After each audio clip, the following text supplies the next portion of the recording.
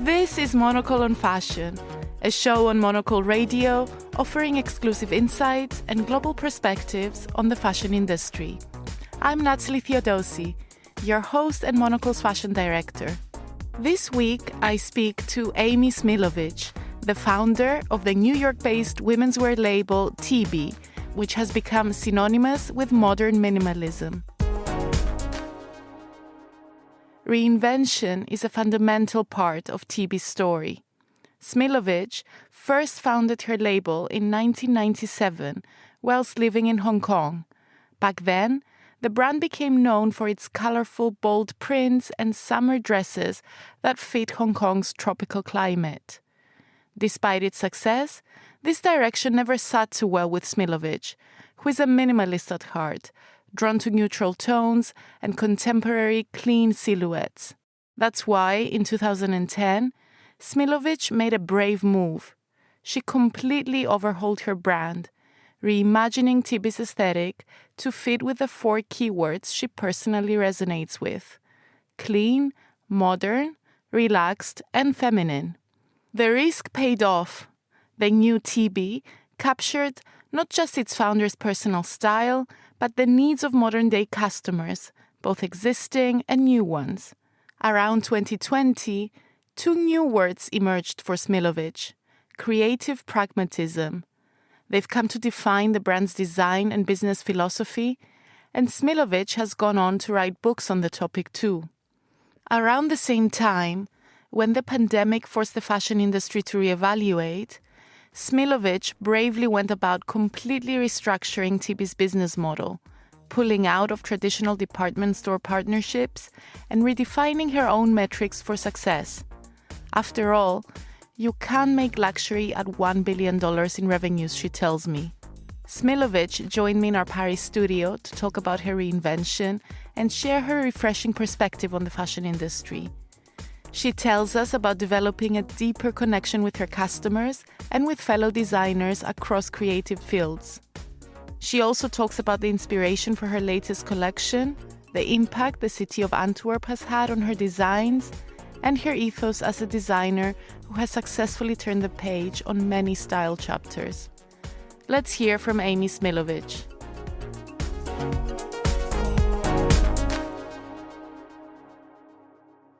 You know, Tibi has always operated outside of the industry. I didn't come from the industry. My husband didn't come from the industry. So we've always approached things a little bit differently.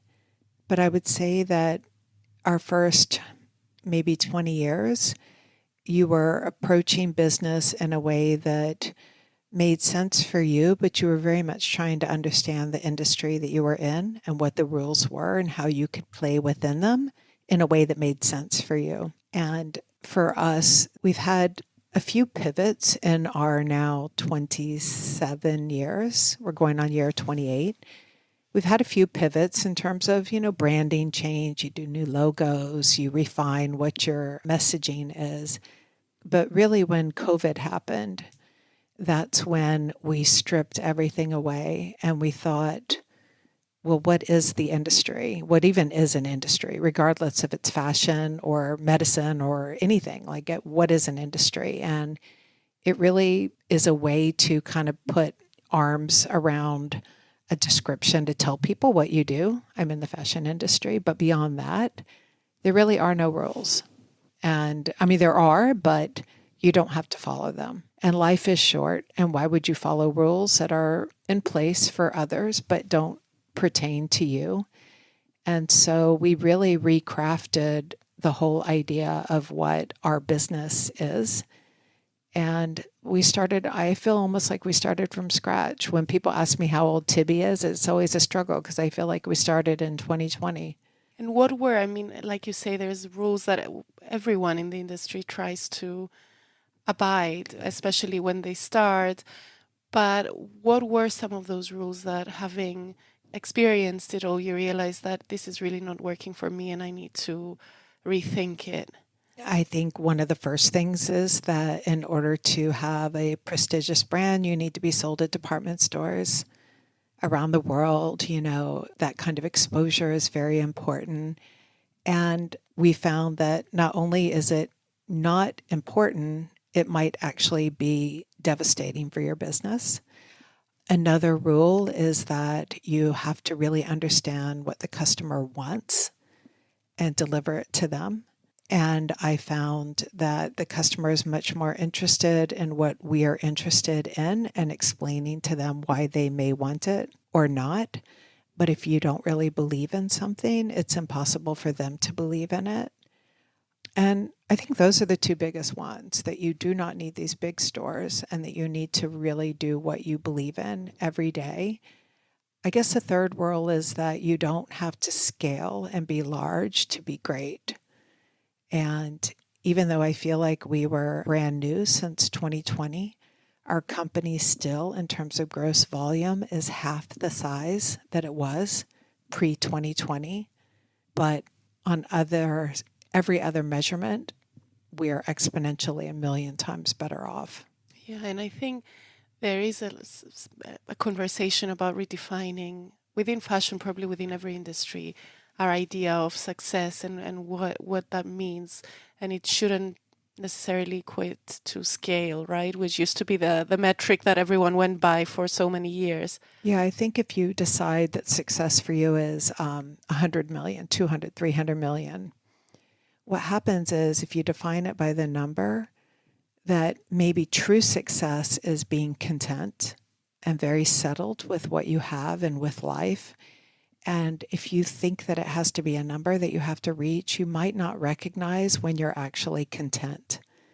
And so let's say that contentment comes at 35 million. Well, all of a sudden, everything after 35 million could actually undo your contentment. That could be when you feel your worst. And you've also evolved the aesthetic of the collections quite a lot to something that feels a lot more personal and close to your own style and your own aesthetic. Tell me about that and why you decided to change direction in terms of design as well. Well, I think that when we talked earlier about, what it means to be in an industry, I guess one of the other things there is that you have to be able to define yourself very quickly. And whether it's editors, customers, or department store buyers, they prefer one word. Just one word. And if you can't say I'm sexy or I'm bohemian or I'm a modernist, it's very frustrating to them. And they believe that your lack of ability to confine it to one word is an indicator that you don't know who you are. And I could never define my style in one word, but I always knew that I did know who I was. And so just before 2020, coming up with the term creative pragmatist helped me just get my arms around a way to explain myself to people, that it is a brand that is highly creative, but still pragmatic at the same time. And that within that boundary of creative pragmatism, everything that we would create then would be chill, it would be modern, and it would be familiar. It would have a sense of classicness to it. So chill, modern, and classic. And that is my style. And it was broad enough to give us lots of room to experiment and push, but it was certainly not so constrictive that we, felt boxed in ever. Yeah, that was very helpful. And it's definitely resonating with women all around the world. And having been to your showroom and seen the collection, you could see why as well. We'll talk about the collection in a little bit. I'd also love to start with the fundamentals line, which seems to be the foundation. Yeah. And tell me a little bit about that, how you came up with it, and why do you think it became so successful? I think that the secret that we know that others don't know is that people want to push and try really amazing new things. And I think that a merchandiser, maybe a man who's designing a line and not really wearing the women's clothing, I think what they don't understand is that if you're going to really push someone and give them this very experimental skirt, that giving them a very average top to wear with it, the two together it doesn't calm the outfit down. It doesn't make it less risky. It makes it more confused. And so women often revert to wearing things very extreme or very, very basic, or they try and wear them together, but there's a tension that's not good. It doesn't settle, and it's very bifurcated. And so with our fundamentals, I wanted to create a line that would fill every basic need in a way that was not basic at all, but that each day it could be reinterpreted. It's like gelatin, right? Like you can do so much stuff with gelatin. It can be reinterpreted as the most amazing French dish, and then it can be something very tacky and, simple and something that we would have eaten in the South in America. So when we do a jean, it has to have an interesting proportion to it. When we do a shirt, there has to be something very pushed and interesting, but it's still a basic at the end of the day.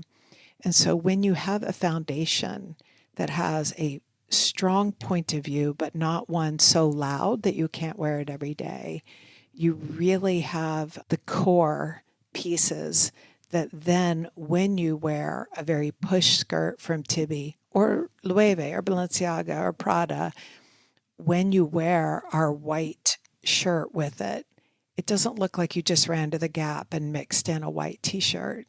It looks like you are wearing a shirt that belongs with that skirt, but you're not wearing an outfit. You're still wearing you.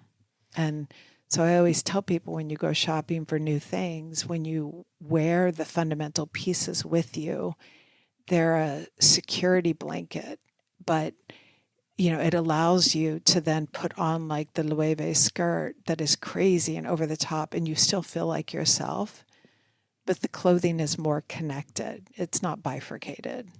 And you've been amazing at doing that, at giving people and your audience tips that they can actually follow, and these really smart formulas that make style and make getting dressed so much easier and so much more fun.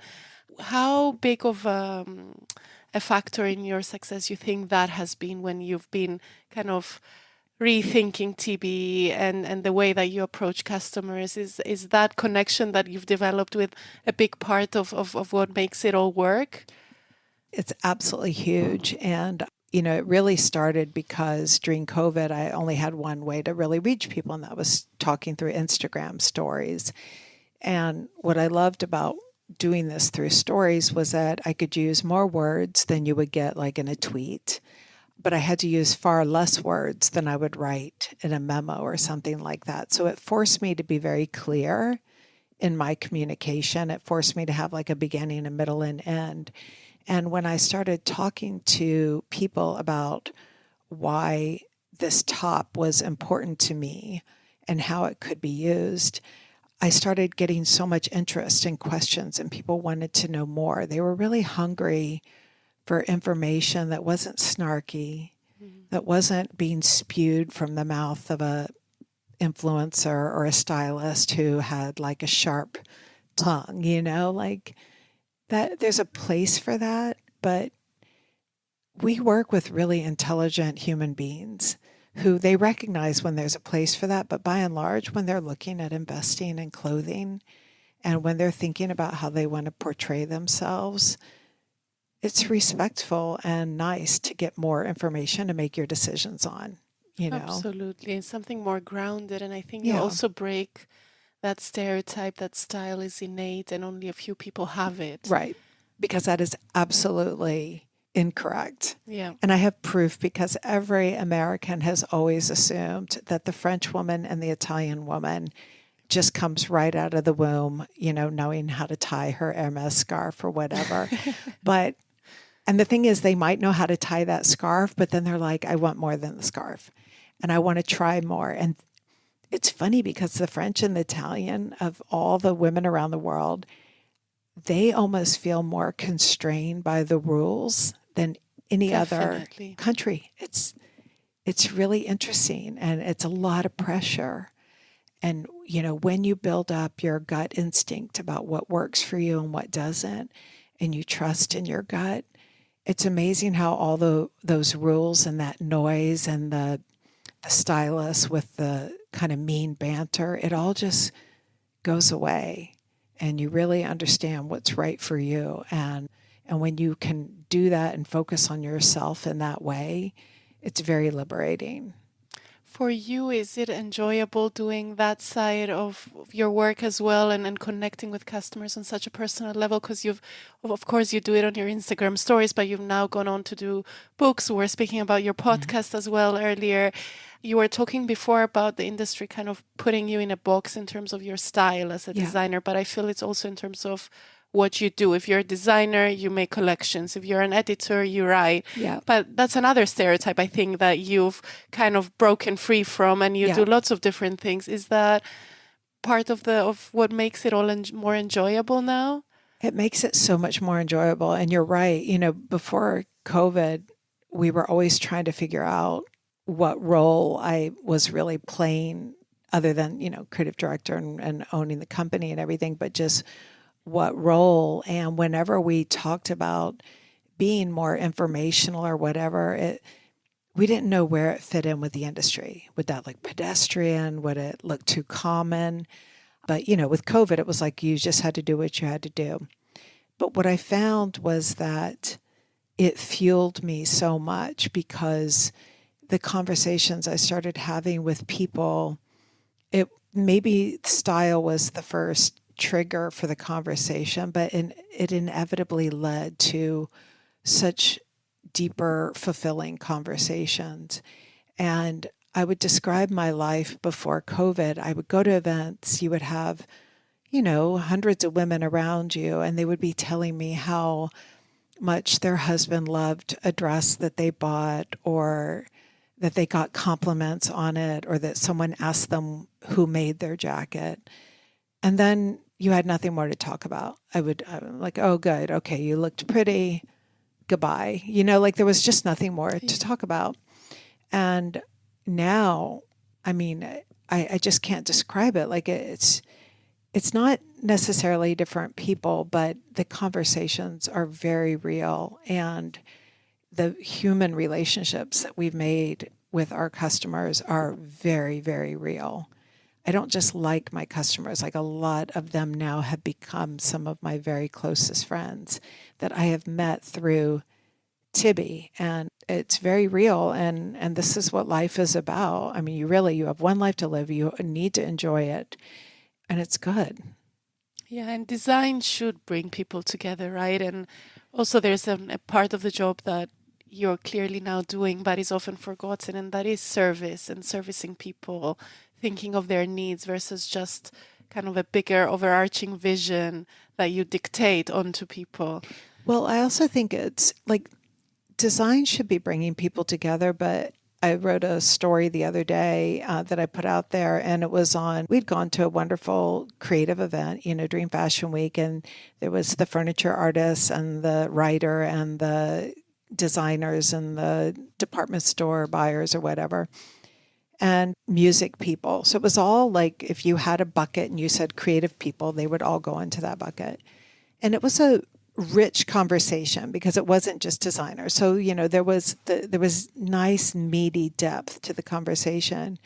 But what I know is that when I go to these events and I'm with a neurosurgeon and a CFO and someone who does a forensic accounting and someone who works in an ad agency, these individuals want to have these same deep conversations.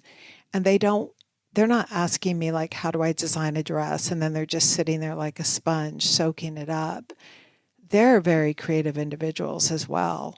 And when you realize how much creativity is out there in people, and creativity just being curiosity and discourse and things like that, it really opens up your world so much broader. And that's what I'm so thankful for. Is it's amazing being part of this like artistic community, but I see that community as people in such a wide range of industries who are artistic in their curiosity, but not just curious about art.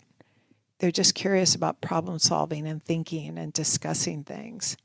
So it's finding creativity outside our little bubble and the runway and those. It doesn't always have to popular. have a paintbrush or a hammer, you know. We should also talk about your amazing new collection that you were just showing here in Paris. Yep. Tell me, Antwerp was big influence on the collection. Tell me a little bit about that and how it's been evolving. It was, wow, I loved it so much. Tracy, my head of design, and I went to Antwerp this summer, and I didn't know what to expect. I mean, of course, you know about like the Antwerp Six and everything, but it was such a place where you could get your arms around the whole space when you're there. And I've never been to a country that had such a ease with bringing in the past and looking forward at the same time. And so other countries, you go there and you might see like this beautiful facade of a 15th century building, and then you go inside and then it's all modern, right? Or you might see a really modern facade and you go in and it's quirky because they've made it very classic. And they're very separated but together.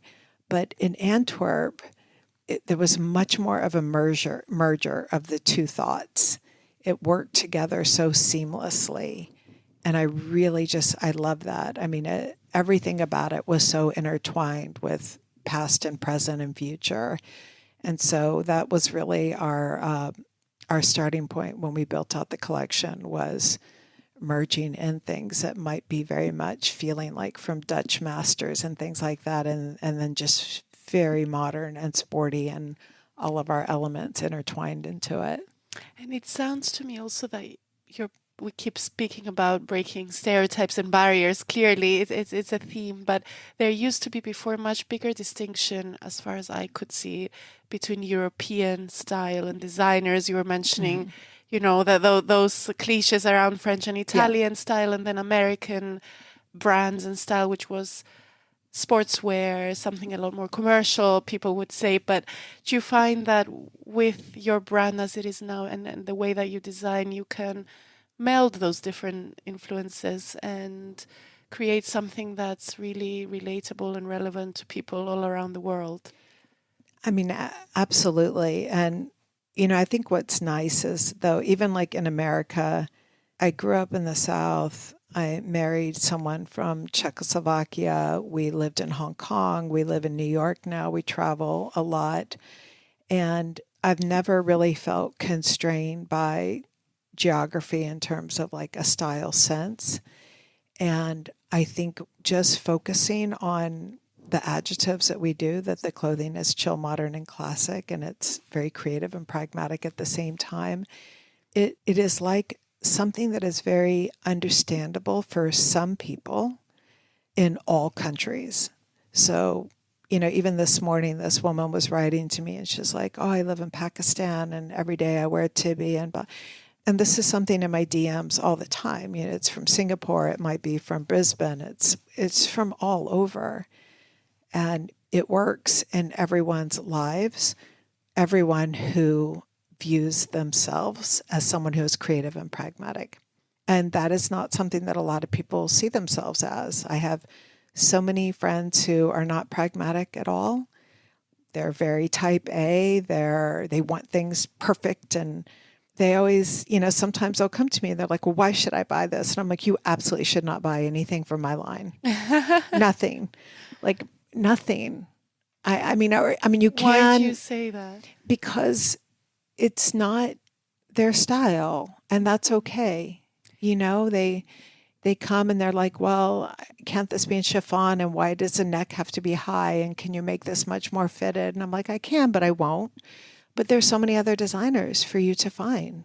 Yeah, and I guess it's being comfortable with not being everything for everyone. No, I mean, I love it that my friend PJ, I mean, wow, she and I have totally different style. Thank God. I mean, her style is her. And I compared a lot to Dolly Parton. I mean, Dolly Parton, I would never want to see her in a Liam blazer and an oversized Tibi pant. Like, it would make you sad, right? Like, imagine Cher. If Cher were to walk in and like... I think there are pieces she could look amazing in. Well, I mean, yes, but like... you want her to embody her style. and just run with it and be it. And so Tibi is there for people who really identify with it, and that keeps us, we're small. I like being small because I love being independent, and we could never be very large and be independent, and that independence is key. And that's all for today's show. Make sure you subscribe and stay tuned. We have more big interviews coming next week. Today's episode was produced and edited by Steph Chungu and Lily Austin. I'm Natalie Theodosi. Thank you so much for listening.